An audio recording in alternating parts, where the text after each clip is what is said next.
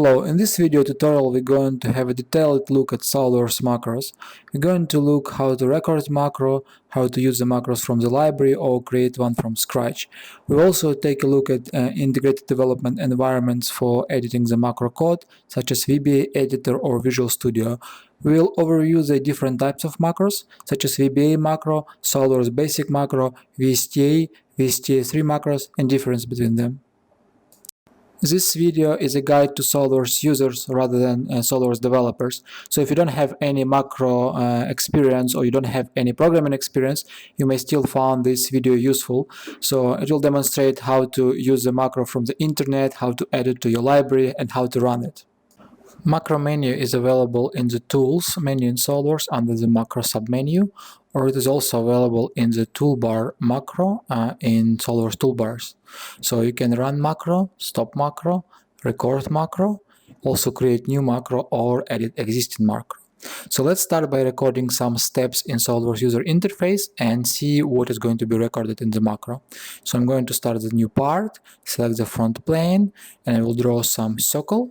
And I'm going to do the extruded cylinder. I'm just going to make the typical moves which I'm going to use when I'm creating this type of geometry in SOLIDWORKS. So I might rotate it a bit, I might be using the instance 3D to extrude, and I also might be doing some rotation. So once I finish, I can just go to Tools macro menu and stop my recording. I'll give it some name, so for example, a create cylinder in this case, and we'll be saving that as SOLIDWORKS VBA macro in SWP format. So let's now close this SOLIDWORKS model and let's open that macro for editing and see what commands has been recorded. I can use edit macro button on the toolbar, select the macro, click open, and now the macro popped up in VSTA3 Editor. And if I scroll down, you can see the SOLIDWORKS API commands which have been recorded. And as you can see, it's pretty messy. So it's obviously recorded all of my steps. If you remember, I was moving my model, I was rotating the model. So to make it easier when you record the macro, try to avoid any unnecessary movements. You can also pause the macro just in case you need to rotate your model or do some selections. Let's repeat the same steps, but now try to avoid any unnecessary model rotations in this case. So let's start with the part, select front plane, start new sketch, select sketch circle command from the toolbar, draw some circle, close sketch, and create an extrusion boss base feature. Just click green tick, and let's stop the macro at this stage. So I'm just going to add a toolbar so it will be easier for me to use it. I click stop, and I can just override the macro file. So let's close this model and see the code recorded in the macro. I'm just going to click edit macro again, select the file, and now as you can see the code way more compact. All program types require to have an entry point. This is the first function which gets invoked when application is started. In SOLIDWORKS VBA macros, this is the last function which doesn't have parameters. Usually it's called main, but for the simplicity I would recommend to only keep one parameterless function in macro to avoid any potential problems. So let's run this macro now. You can click green run button, or you can just press F5 to run the macro. So you can see the macro steps have been executed, and I have a cylindrical feature created in a new document. You may have noticed that I have to do several extra clicks when I finish my macro recording, so I have to come back to SOLIDWORKS and click edit macro button. So that could be simplified if you can go to SOLIDWORKS settings, and if you can find the automatically edit macro after recording option, I would recommend to enable that. So whenever you record any macro in SOLIDWORKS, it will automatically open the VBA editor once the recording is complete. Let's test this. I'm just going to start new part and create extruded cube, and I'm going to add a few dimensions in there just to have some variety in my SOLIDWORKS API commands. I will start with a sketch and create the rectangle shape. Then I'm going to add few relationships, and I'm going to close the sketch, add some dimensions, and make an extrusion. So once complete, I just stop the recording, give my macro a new name, and that should pop up in VBA Editor for editing. So I click save, and you can see that automatically opens the VBA Editor. So it's quite handy when you're recording a lot of macros, as you can save few clicks. Let's run this macro with F5 key. my API commands are executed, and in this case I just received the model dialog to modify the dimension value, because I have a SOLIDWORKS option to enter value on dimension create. So you can either uncheck this option or just let your user click on that pop-up dialog.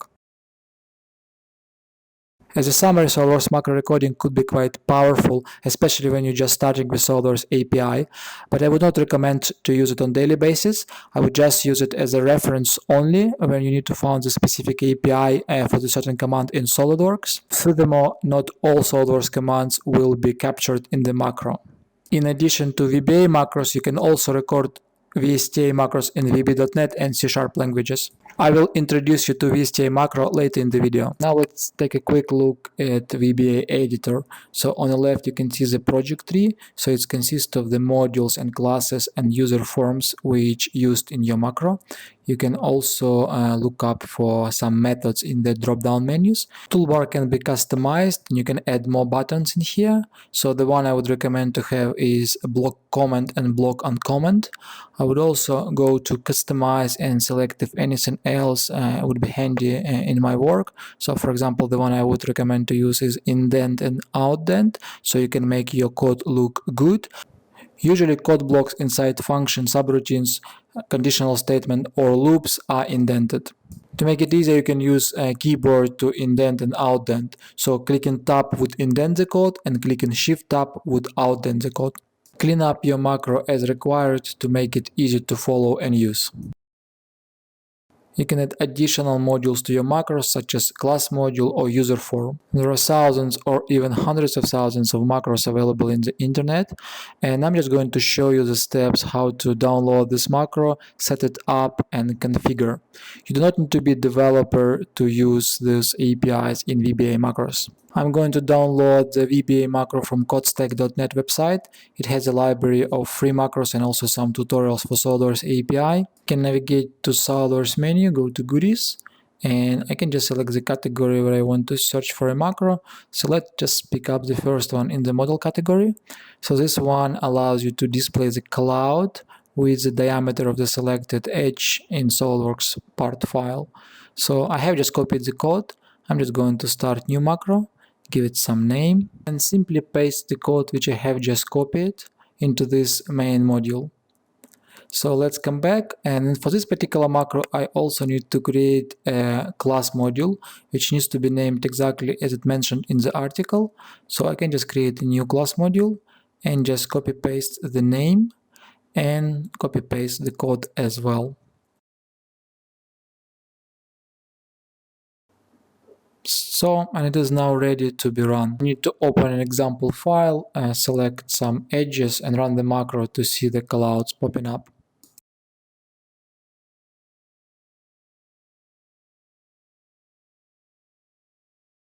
When you receive the error like that, that means that some of the references are not added into your macro. So you go to Tools References menu, you need to stop the macro before, and here you can just browse the references which is missing. You can either select from the available references or click Browse. So in this case, we are missing the SOLIDWORKS type library for adding use. Here is the one I need. I can simply check it, click OK, and this reference is now saved into the macro. So let's try to repeat the steps and see whether it's going to fix the problem. So I can select the macro, click open, and you can see that I can see the cloud displayed next to my selected edges, and they're showing up the diameter of those edges.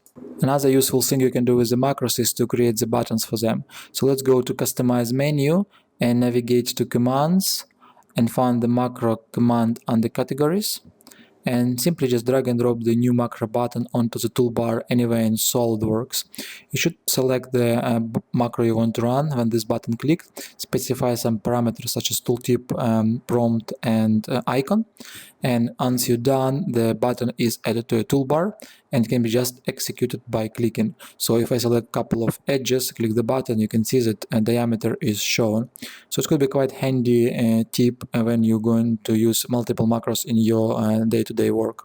Now I just want to make a very quick introduction so how to create new macro from scratch and just write some code. So let's create a macro to find the area of the selected face.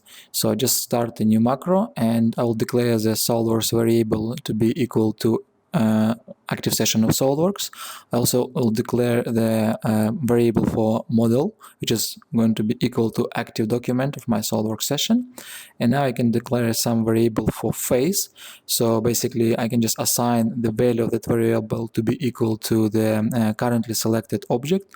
In this case, I'm going to just use the first selected object. So I'm just going to use the getSelectedObject6 API method and simply display the message box with the area of the face by calling the corresponding method from SOLIDWORKS API. So let's test it. Select face, click run, and you can see that some result is displayed in the message box. Good practice to try to find out what could be the potential errors when your user is using your macro. So like in this case, you can see that it was an exception whenever I started to run the macro when no face selected. So let's debug the macro line by line. So you can use F8 button press to debug line by line, and you can actually drag and drop the variable values directly into the watch screen, so you can see the current state of their values. So like in this case, you can see that SW model has a plus sign next to it, which means that it has some value, while SW face has nothing because it was never assigned. In order to handle this properly, we can add an if condition and check the state of our SW face variable. So if it is not nothing, we can display the area as we used to do before. Otherwise, we're going to display the warning saying that please select the face. Another handy way to debug your code is using the breakpoints. So this is a red dot on the left field. You can simply click on the spot you want your code to stop and run the macro from the beginning, and the code will stop whenever your breakpoint hits. So like in this case, you can see I can debug my condition, and in this case my message is displayed to the user asking for selecting the face.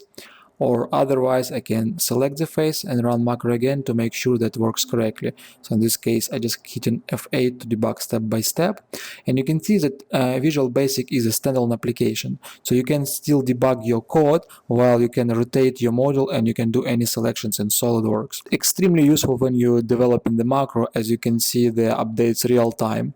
This, however, quite performance consuming, so out-of-process applications usually executes much slower. So we'll come later to the other options of using macros to use an in-process communication. By default, the SOLIDWORKS VBA macros are saved in SWP format. So if you try to open it in the Notepad or any other text editors, you'll just see the binary data. There is one legacy format called SWB, which stands for SOLIDWORKS and this is a macros which you can store their code in the plain text format. So let me just create a new macro here called openComponentPath, and I'll give it SWB extension, and I'm just going to go and browse the source code for that macro from CodeStack website.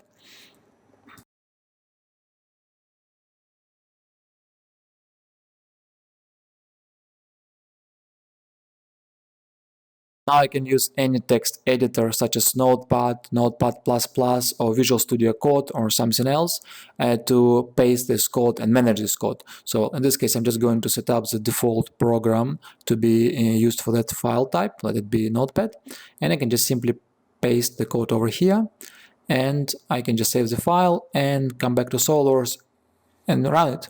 So let me select the component, which is a precondition for macro, go to macro run. Now I should select the SOLIDWORKS basic macro, and you can see it is available in the selection filter. So open, and as you would expect, my macro works. So it actually browses that component in the file explorer. So when to use SOLIDWORKS basic macros? Basically, there are some limitations and some advantages of that type. The limitations are you can only have single module, so you cannot add forms, you cannot add class modules, you cannot add another modules. You cannot also add the references, so it's only going to use default pre-built references such as SOLIDWORKS constant and SOLIDWORKS type library. There are quite a few benefits of this macro type. My favorite one is, as it's saved in the plain text format, you can employ some version control systems such as Git or SVN, and you can see the changes as your macro versions evolves. Second benefit is the stability. As it is saved in the plain text format, it would never be corrupted, but this could happen in theory with binary data. Last but not least is an ability to modify that macro ad hoc from another integration. So for example, you want to supply some parameters to your macro and you don't have an option for that in a typical VBA macro, as they do not accept arguments, while your program, which is supposed to invoke that macro, could just modify the text format, placing the required arguments, and this would emulate the passing the arguments to it. VBA macros are great and you can pretty much do anything with them, but they're based on quite old Visual Basic 6 language, so which makes it quite complicated if you want to make something more complex. So I would recommend you consider VBA macros for simple scripts, simple applications. If you need something more complex, you need to jump to a more sophisticated programming language such as C# or VB.NET.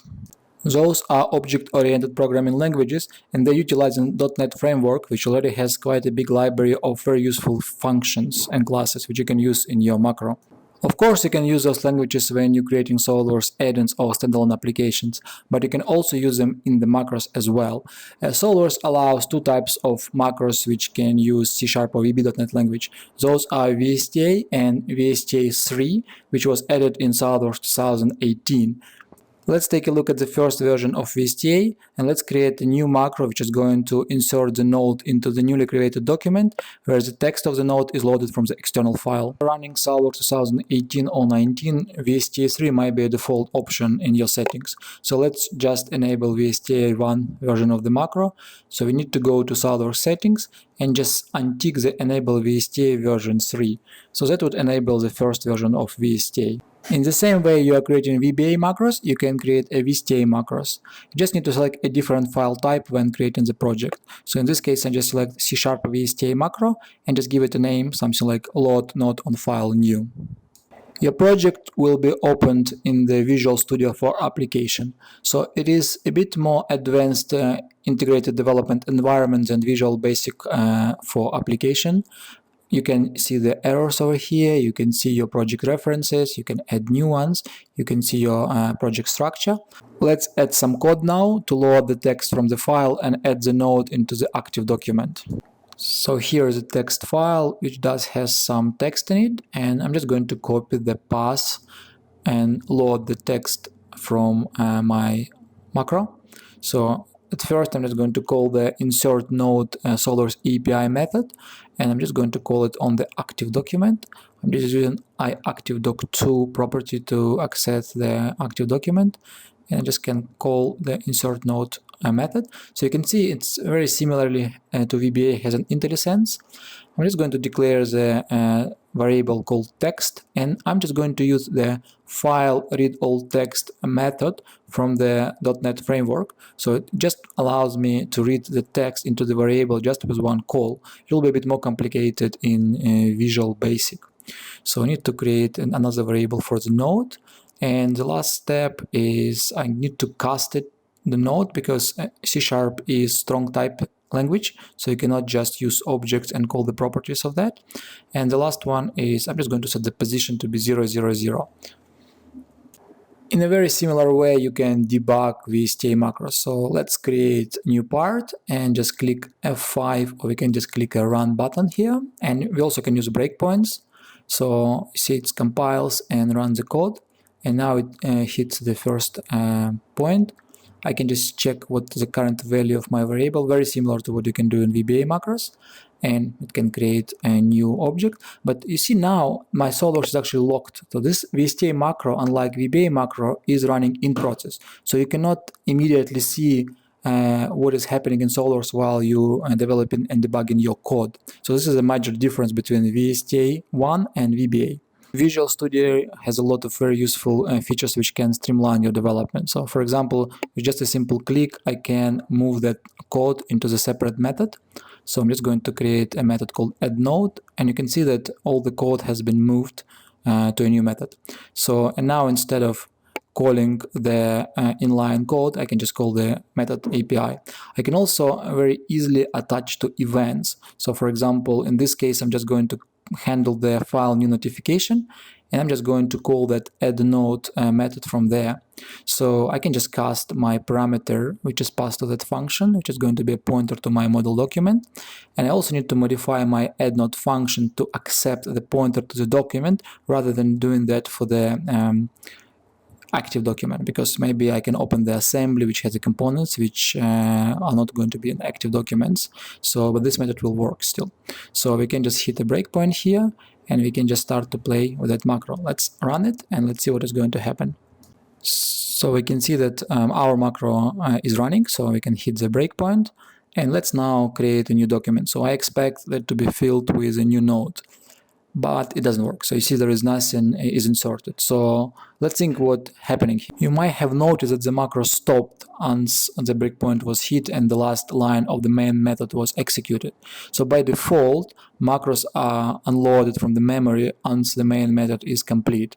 So in this case, we used event, and event will be sent to us asynchronously, so we cannot just wait to that event to appear. So we need to tell our SOLIDWORKS to not unload the macro and keep it into the memory for some time. We can do it by changing the setting in our SOLIDWORKS. So we can just untick the stop VSTA debugger on macro exit. So in this case, it can only be unloaded when user explicitly hits stop button. So let's try it again. Click play. We hit the main method of the macro. We can click F5 to continue. Now you can see that our play button is still grayed out, so which means that macro is still running. So let's create new part, and you can see that our event was handled and our node was created. So here we go. So let's try it one more time. Click new part, and it's again hit, and it's again added the new node.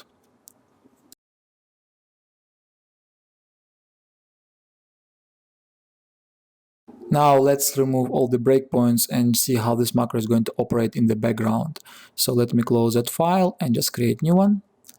So you can see we're not going to hit the breakpoint into Visual Studio, and our node is still created.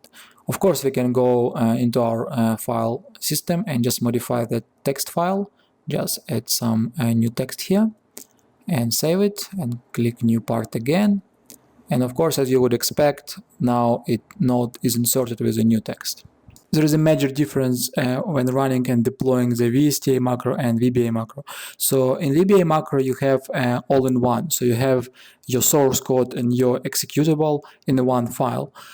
While in VSTA macros, you have it separated. So you have a source code, which is usually CS or VB.NET files, and you have a binaries, which is a DLLs, which got run by SOLIDWORKS when they need to run the macro. So when you navigate to your folder which contains a project, you will see there is a bin folder, which stands for binary, and this is where your compiled DLLs are.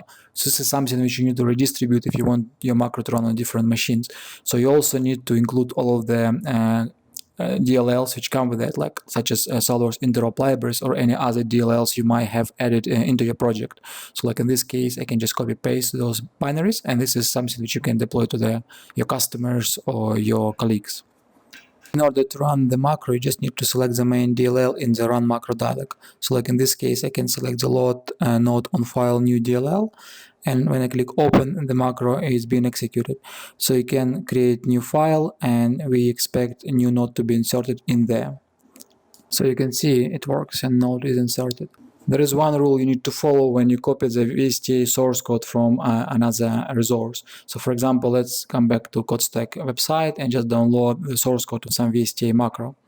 So let me just scroll down and just select the C# VSTA macro, copy the code, and I'm just going to create a new VSTA macro right now, and I'm just going to paste the code as is.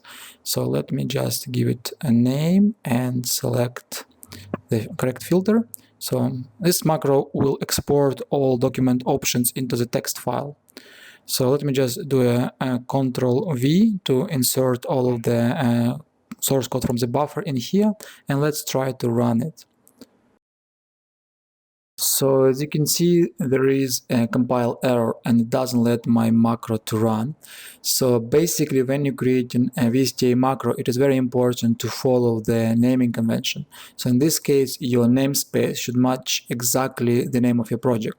So I just renamed my namespace over here, and now I can run the macro successfully. I just only want to add some preconditions, so I just need to specify the output file path where the macro is going to store the document properties. So I'm just going to save it into the options.txt file, and just let's run the macro.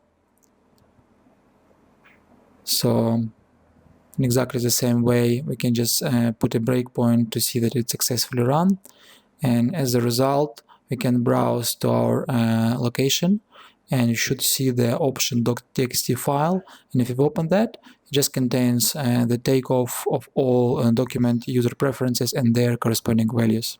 Although VSTA1 macros are much more advanced than VBA macros, they are still based on Framework 2.0, which was released back in 2005, so it is still quite obsolete right now.